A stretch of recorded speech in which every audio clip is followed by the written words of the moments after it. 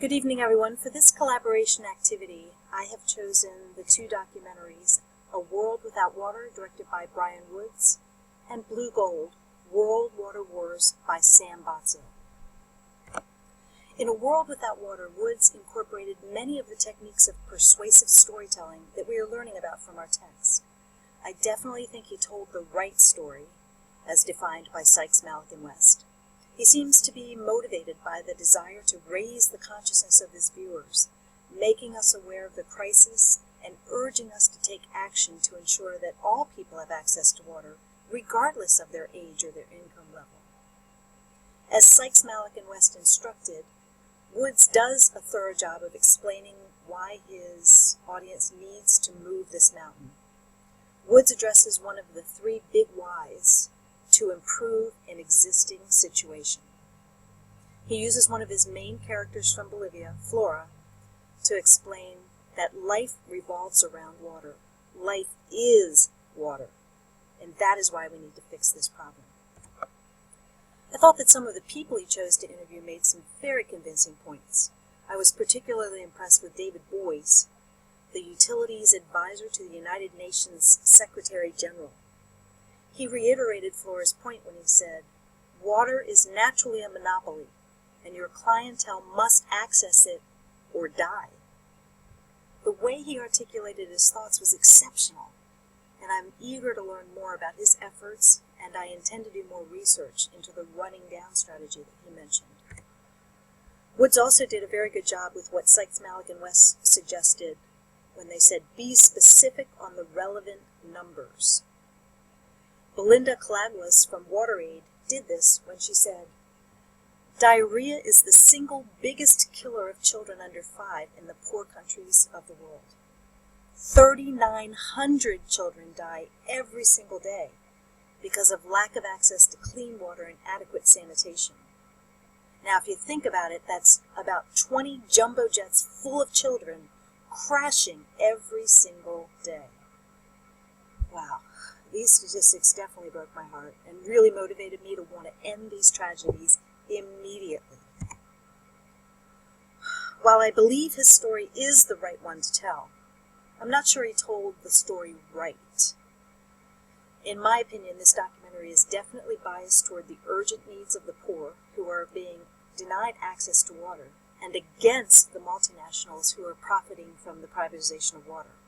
Woods did an excellent job of telling personal stories from two very different parts of the world, accentuating the broad scope of this crisis. However, while he hooked me with his personal stories initially, his lead characters lost credibility in the later part of the documentary with their choices to intentionally break the law. This struck me as the creation of further problems rather than the presentation of a solution to the original problem. I would have preferred that he offer a better solution, perhaps finding a way to eliminate the dire straits that led Betty and Leno to resort to civil disobedience. That being said, it did occur to me that Woods may have done this as part of a hidden agenda to rekindle conversations generated by the story of Jean Valjean, the protagonist of Les Miserables.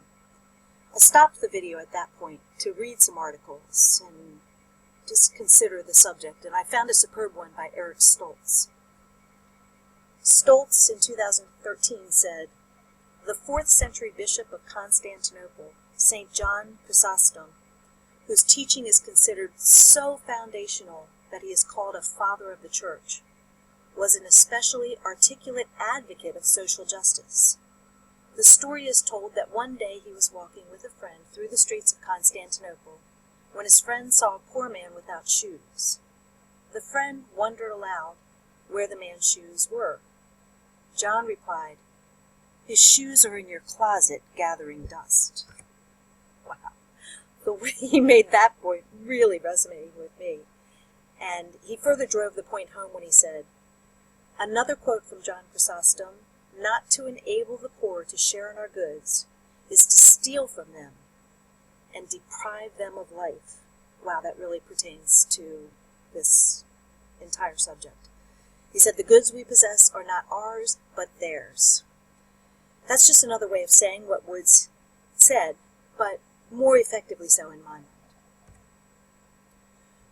In the second documentary that I watched, Blue Gold, World Water Wars includes similar information to A World Without Water. Some of the same people were interviewed, and some of the same statistics were shared. I think Bozzo does a better job of exposing the corruption of government and privatization and the need for a partnership to balance both, because there's problems with both scenarios, as he well defined. He also did a fantastic job of informing us about the global implications of the shortage of water throughout the world, not just in the global south.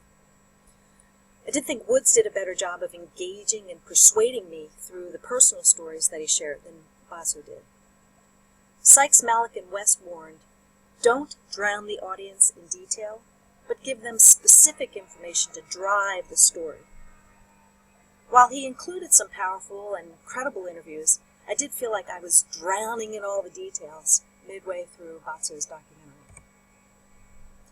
One of the most powerful parts of Blue Gold was when Ryan, the founder of Ryan's Well, spoke. He's a young man who described himself as a normal teenager who engages in typical behaviors for someone his age, but who also works on this issue on the side because, in his words, I just wanted to get people clean water so they wouldn't die. Wow, powerful stuff from a teenager. And the rest of his interview and the final comments of the documentary were very strong.